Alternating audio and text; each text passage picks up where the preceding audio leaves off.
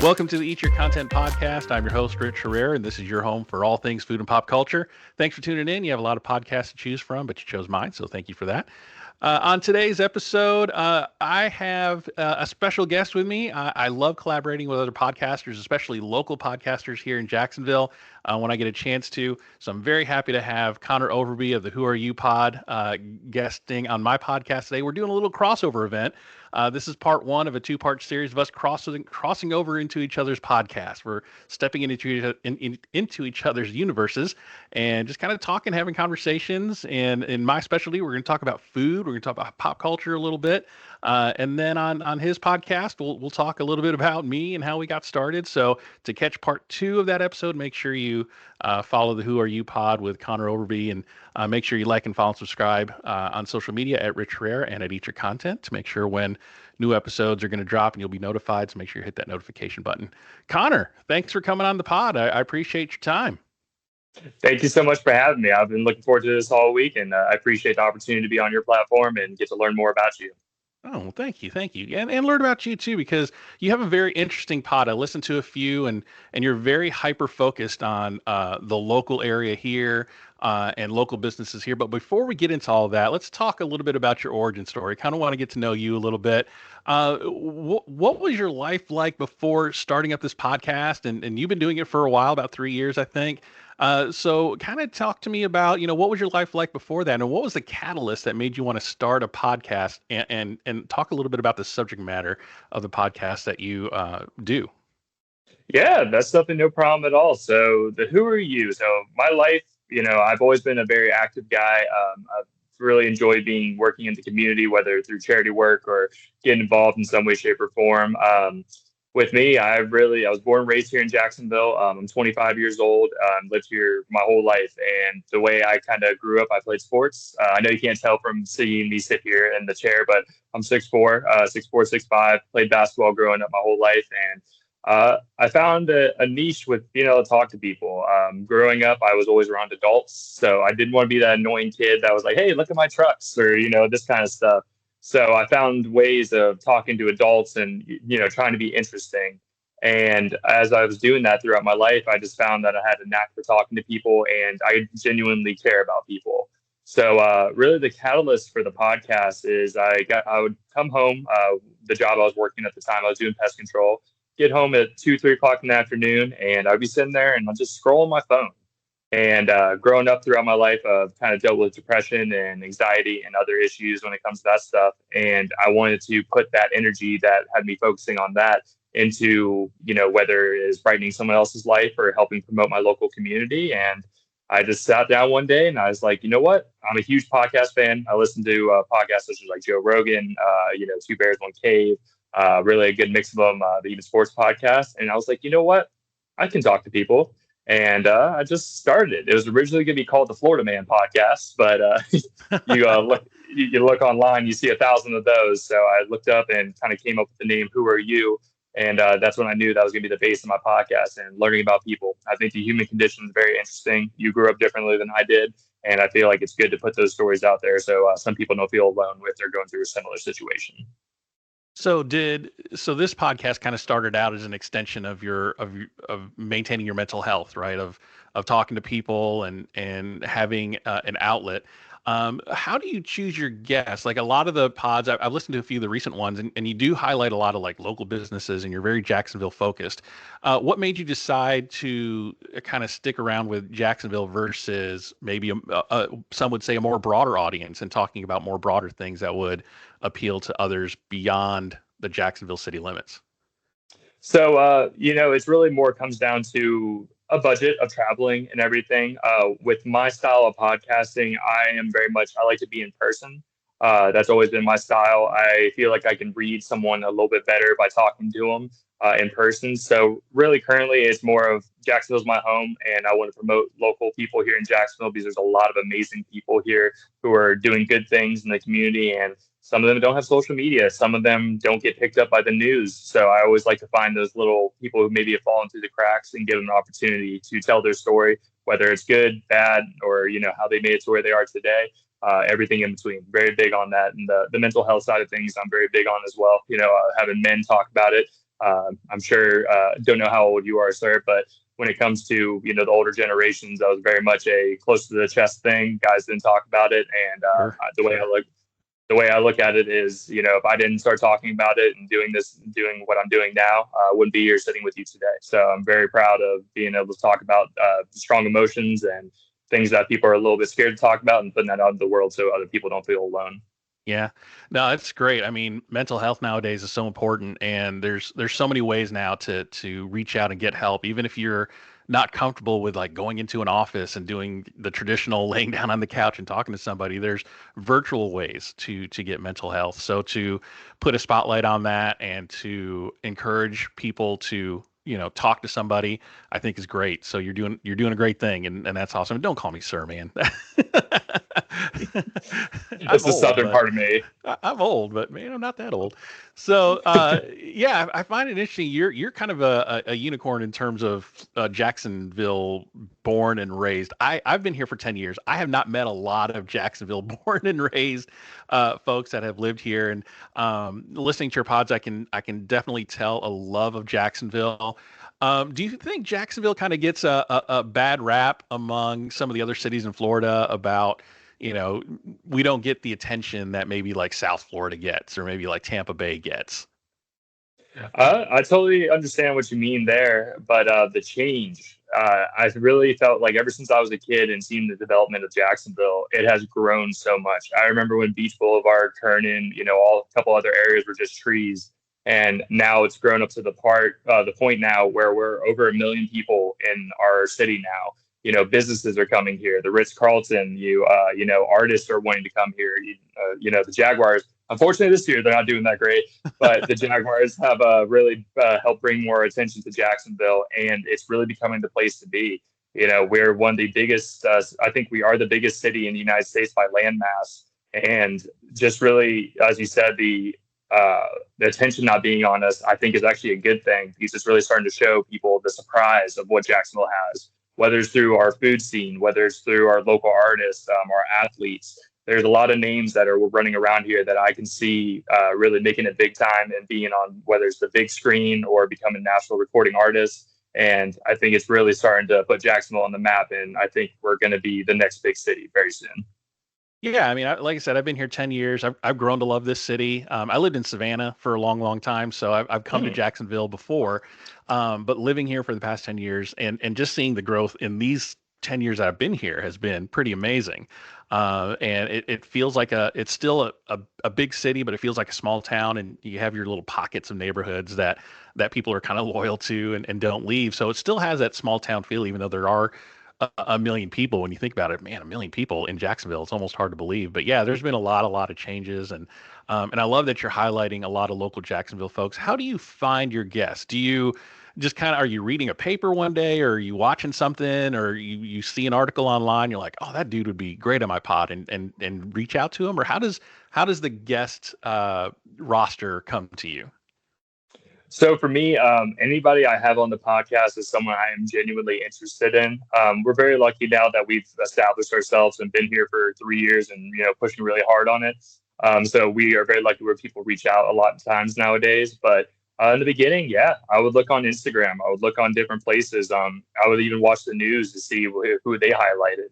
And if I thought they seemed to be a genuinely cool person who was trying to uplift Jacksonville and not trying to just have their 5 seconds of fame, I'm very much open to it. And my big thing is I don't care if you have one follower or 10 million followers. If I enjoy what you're doing and I feel like I'm genuinely curious about it, I'm more than happy to have people on the podcast and help, give them my platform as an opportunity to help show their things and help them grow as well. Because everybody on the podcast, it's not about me. It's about the person who's sitting in the chair next to me and them telling their story and, being vulnerable and, put themselves out there, because it's hard for a lot of people to get in front of a microphone and the camera nowadays and be like, I don't know what to say.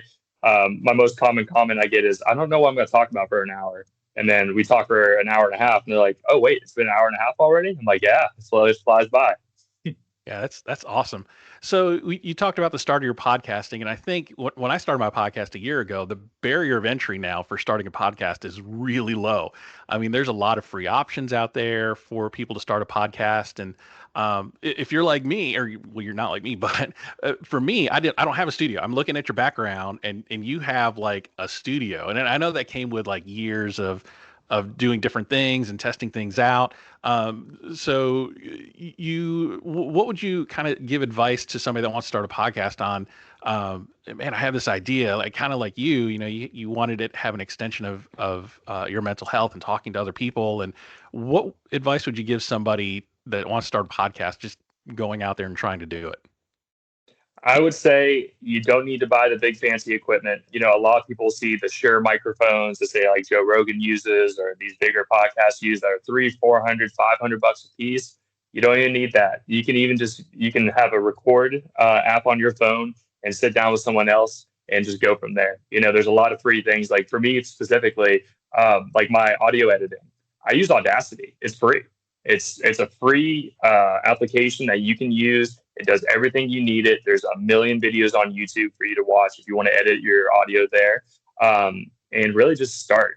That's my biggest thing. I sat there and mulled around with the idea of podcasting for a while. I was like, I'm very much a researcher. I look into things and I'm like, okay, what do I need or what is this? I started off my first piece of equipment that I bought, and this was a little pricey at the time, but this was something that made me commit to this, was I bought the Rodecaster Pro audio board. And to be honest, it's the best piece of equipment I've ever bought. It's sitting right beside me right now that I still use to this day, 3 years later. And it does everything I really need. It mixes. It does. You can add 4 microphones into it. You can add sounds to it just by a quick application on your computer, and you can look everything up on YouTube as well with it.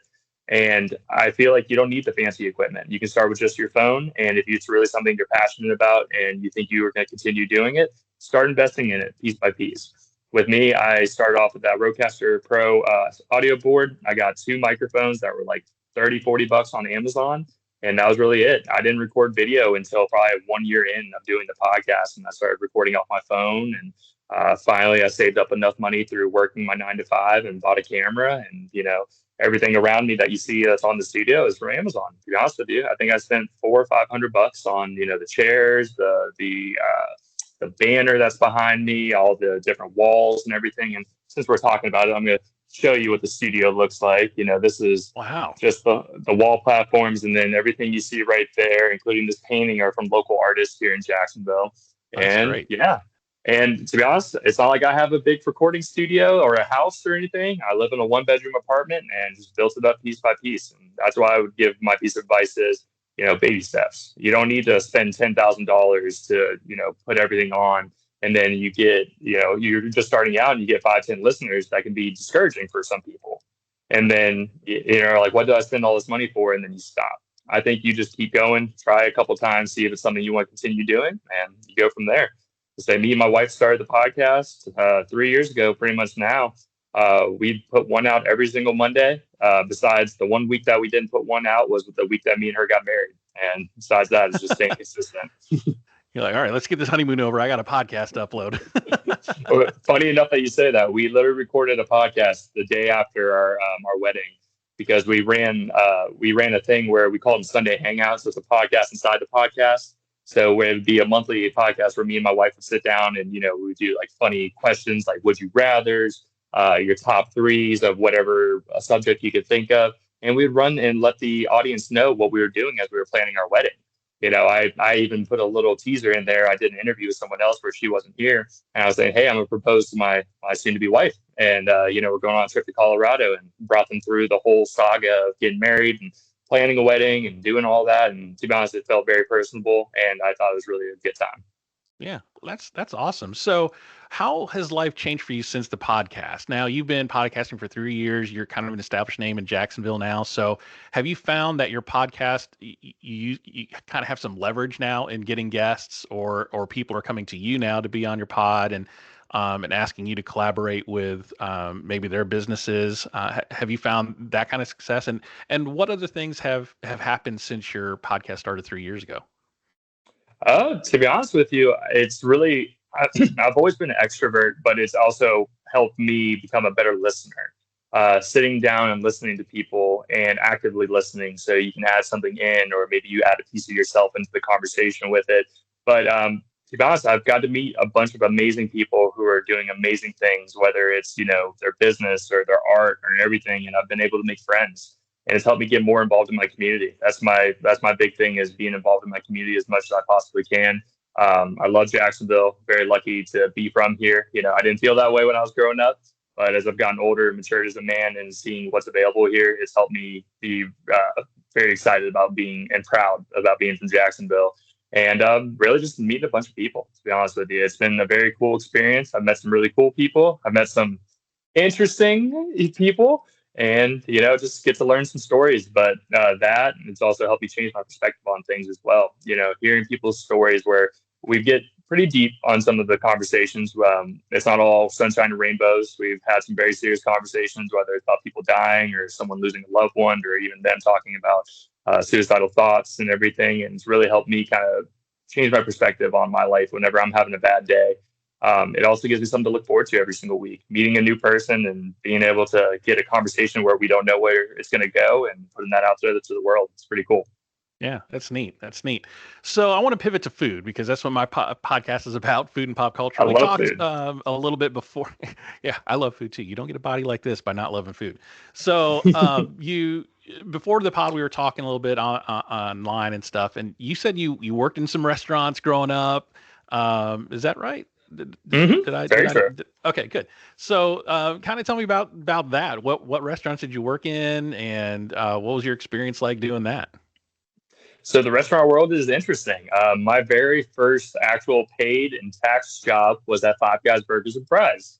I worked there from, I believe I was 15, 16. I was driving, and I made it all the way from being the person who took your order and made it all the way to assistant general manager with them. And it was an interesting experience. It taught me a lot about how to deal with people, problem solving, being a teammate, and getting involved as much as possible. I'm sure some people who work in the food industry know not everybody's the happiest person when they come to your restaurant, and if you put one wrong thing on there, they get mad.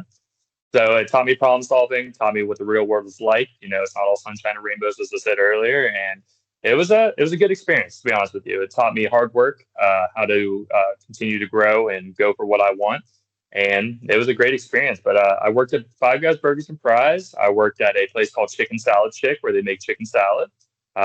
Zoe's Kitchen, which is now called Cava, I think is what it's called now. Where else? Some Mexican restaurants, Applebee's, really a mix of places. Being a young kid in college and everything, jumped around a little bit. And actually, I met my wife from working at Five Guys. So it was a Oh, wow. very cool thing, and it changed my life in a lot of ways that I can see now. That's awesome. That's awesome. I think everybody should work in the service industry at least once in their life. I think people will gain a better understanding of other people by doing that. And because I think if you don't, then you kind of get a little bit of the sense of entitlement, like you walk in and people are there to serve you, versus if you work in the service industry, you know what they're going through and you're a little bit more empathetic. So I think everybody should do that once in their life. So I want to talk a little bit about the restaurant scene here in Jacksonville from kind of our perspective as consumers. So you've been here all your life. I've been here for the last 10 years. What have you noticed, if anything, about the restaurant scene here in Jacksonville? What kind of things have you noticed? Wow, that's kind of neat that we got that, or it's amazing that we're getting this, or anything that jumps out or stands out to you from that aspect? I feel like there's a lot of things that are pretty cool about Jacksonville's food. It's not just burgers and fries. It's really all ethnicities, all kinds of people who are, putting their food out there. I just had someone recently on, like Fat Boy Fried Rice. They're a food truck here in Jacksonville, and they sell, I believe it's Filipino food, and I think there's a mix of maybe Samoan or something in it, but where they do fried rice. Such a simple concept, and they've grown it to having 3 different trucks, and now they even have ghost kitchens. Now they just announced the other day. My personal favorite restaurant here in Jacksonville that I go to every single year for my birthday, and people are going to scoff at it, is Flying Iguana down at Neptune Beach. It's one of my Oh, this favorite place is restaurants. great. Oh, Yeah. I love their food. Good food, good margaritas, so I can't complain there. But the scene's definitely grown. There's people who are trying different things now. I really say the biggest thing that's changed since I was a kid is the food truck scene. It's really exploded. Apartments now, every single week, you say, even at my apartment, we have a different food truck that comes through. There's like people who make lumpia, something that maybe most Caucasian people maybe have not tried in their life. And it's really helped expand people's idea of what food can be. And I think food is a great conveyor for people to sit down, have a conversation, put the phone away, and actually be a person rather than hiding behind the screen or worried about what's on TV. So it's really grown, it's gotten bigger, and I think it's really cool to see all the different kinds of things that are coming through.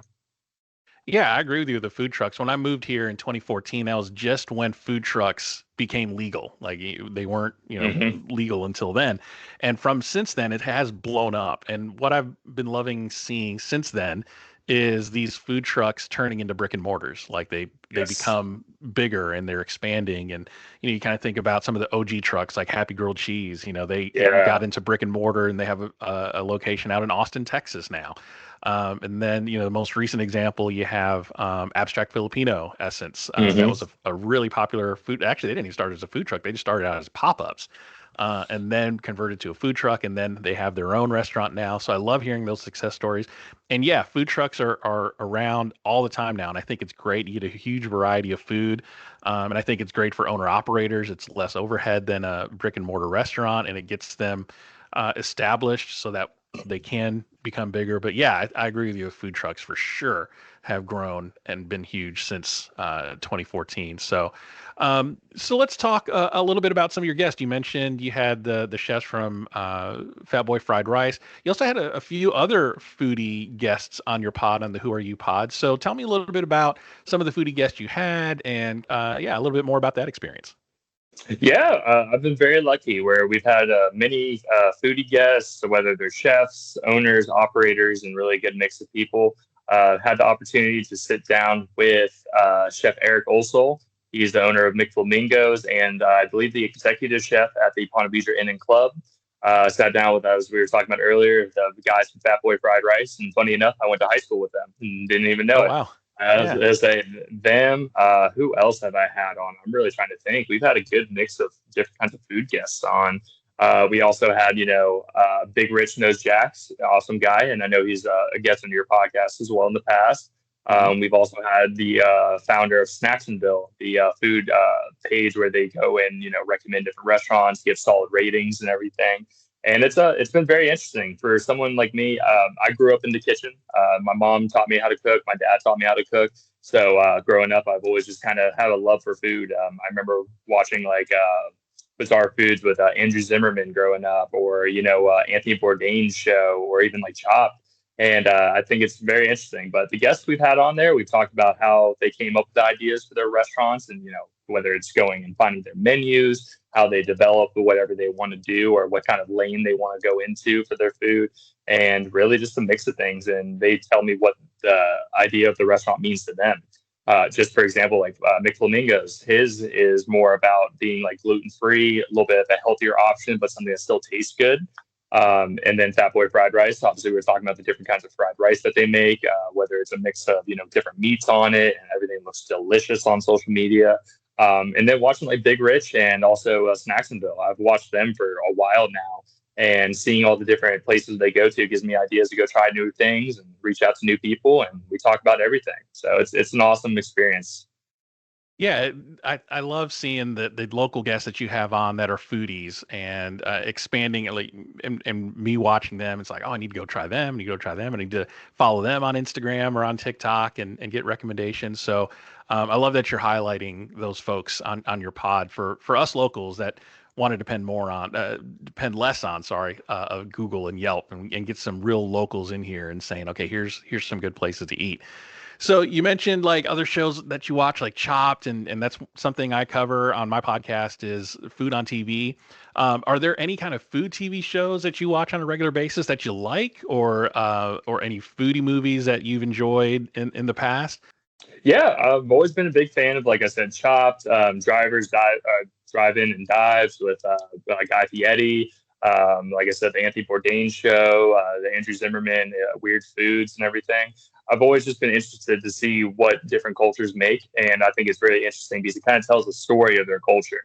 some places where food is not as available, whether it's meat or like grain or, fruits. It's interesting to see how humans have really evolved to be able to survive off certain things. Like, here in the United States, we don't eat bugs. A lot of times we don't eat bugs, and besides, sea bugs like, lobsters and all that. But to see, you go to other countries like Indonesia, you go to Asia, where some people eat tarantulas, some people eat ants or even ant eggs, or, a mix of things. So it's interesting to see what other cultures consider a delicacy and what us as Americans would kind of scoff at. They'd be like, oh, I don't know about that. And that's just because we have such an abundance, and we're lucky enough where we have food coming in all times, and, fast foods all over the place. So I found it really interesting to see what other cultures make, and, makes me excited to try new things. Yeah, I love watching Bizarre Foods when it was on, and seeing some of those things that are just weird to us but are normal to other people. And you really do get a sense of other people's cultures when you eat their food. Like it's what we were talking about before, is being able to sit down at a table and share food with somebody, and that's how you get to know other people, and how you get to know other cultures is over a plate of food. And one thing I'm a big advocate for is, if it's hard to yell at people when you're eating, right? So that's when I think you should have some really good conversations, is over a plate of food. So that's awesome, man. So I love your pod. I love what you're doing, and I want to give you the last few minutes here to kind of let people know where they can find you on socials, or on what podcasts they can catch you on, and give you just a chance to promote any projects or anything that you got coming up. Hey, I greatly appreciate it. And like I said, thank you so much again for giving me the time to be on your platform. I always enjoy collaborating with people here in Jackson. Anytime I get a chance to get interviewed, I do greatly appreciate it. Thank you so much again for taking the time to sit down with me today. But to be honest with you guys can give me a follow on anything, all social media. It's going to be at Who Are You Pod for everything. YouTube, we did finally start our YouTube channel this past year. I think we're about 15-20 episodes of actual video podcasts on there. So it's gonna be Who Are You podcast. And really, just keep an eye out. I'm sitting down with new guests every single Monday. We got some big ones coming on, such as you, as they got you coming on soon, which I'm very excited about. Have you on the studio, get to come check it out in person and kind of see what we do here. So make sure you guys keep an eye out for your host of this podcast. We're going to sit down, get a little deep on him. I don't know if he's prepared for some questions, but I'm excited to get into there and learn some more about your life. And that's really all about us, man. We pretty much sit down with local people here in Jacksonville. We do plan to expand outside of Jacksonville here soon. Start going out to other states and everything, but still will always be a host here in Jacksonville, Florida. And we're super excited. It's gonna be some cool stuff. Start going out to some events. Start getting out there more in the community, and being on site a little bit more for other businesses as well. So always keep an eye out every single Monday. Come out at 5 a.m. and we're on all audio platforms and everything. Awesome. So there's a local business or local artist or creative that wants to collaborate with you or reach out to you to say, hey, I think I'd make a good guest on your podcast. How can they reach you? So the best ways to reach out to me are either on social media. Anything you guys see that's posted or anything on there on the social media is me personally. I do all the calendar work. So if you guys are interested in being on the podcast, definitely reach out. Tell me a little bit about yourself. Not sitting here saying that everybody gets on the podcast. It is a little bit selective just to make sure it's a good fit for us. But if you feel like you would fit our content and you think it would be a good time to be on the show, feel free to reach out to me. I'd be more than happy to talk to you, whether it's through social media or you can email me. It's going to be whoareyoupod@yahoo.com, and I'll make sure I reach out to you within about 24 hours. Some days get a little busy with work and stuff. So, but I'm always there, and you're always talking to me whenever you reach out. Awesome. Well, Connor, I want to thank you for being on the pod, and I look forward to part 2. If y'all follow Who Are You Pod, you'll hear part 2 of this episode where the tables are flipped, and I'm the one getting interviewed on the Who Are You Pod, so it should be fun. Unlike Connor, this background is all fake. This is all green screen. So I'm looking forward to actually sitting down in the studio with you and talking with you in about a week or so, and having that uploaded and having everybody kind of listening to both of our podcasts. I think it'll be a lot of fun. But yeah, I appreciate your time, Connor. Thank you so much. And I look forward to talking to you again. Yes, sir. I look forward to seeing you on our podcast. And thank you again so much for your time today. And I look forward to seeing it come out. Thank you to all your listeners for checking it out as well. Thanks for listening to Eat Your Content. If you like what you hear, please consider supporting the podcast through my merch store on TeePublic. Get great quality items like t-shirts, hats, mugs, and more, all sporting the vibrant Eat Your Content logo. Go to tpublic.com/user/eatyourcontent for more great items, and thanks for your support.